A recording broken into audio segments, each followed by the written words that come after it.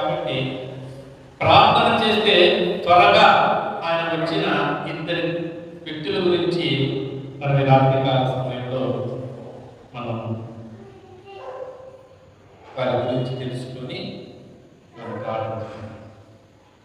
ఒకటి రక్షణ గురించి ప్రార్థన చేశారు, ఇంకొకటి దేవుని మహిమపరచడానికి అంటే హృదయాలను మార్చడానికి వరకు ప్రార్థన చేశారు.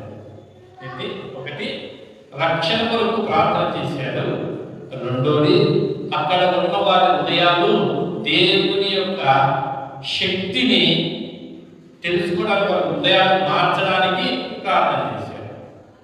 ఒకరు కొన్నేది, రెండో వ్యక్తి ఏలియా.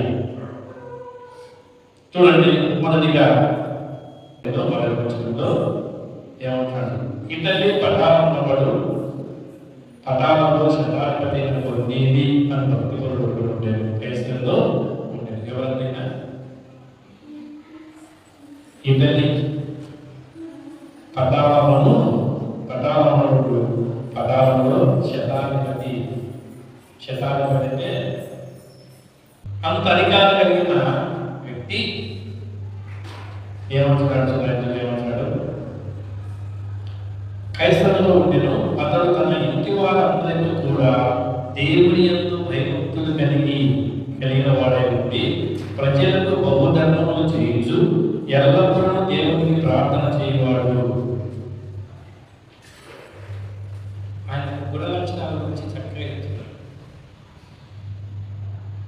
ఆయన గుణలక్షణాలు అధికారే దేవుడి సరిగ్గా సాగలు పడుతున్నాడు. ఎప్పుడు సాగలు పడుతున్నాడు? సమయం చిక్కినప్పుడల్లా. ఒక అధికారి సమయం చిక్కినప్పుడల్లా దేవుని సన్నిధానంలో ఏం చేస్తున్నాడు? ప్రార్థన చేస్తున్నాడు. మనం సమయం చిక్కినప్పుడల్లా సెల్ చూస్తాం, సమయం చిక్కితే సెల్ చూస్తాం.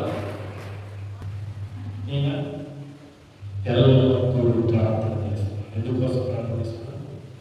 తన ఇంటి వారందరూ దేవుని యొక్క భయభక్తులుగా జీవించాలి. అంటే భయభక్తులు అంటే దేవునికి విధేయత కలిగిన వారు.